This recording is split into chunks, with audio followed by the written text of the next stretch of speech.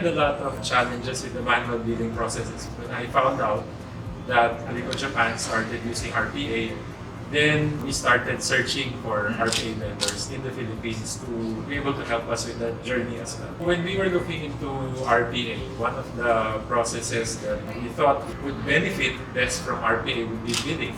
There was a lot of manual process involved because we do meter reading, we read how much our copiers have printed, and then based on that we bill, and that's a very manual process.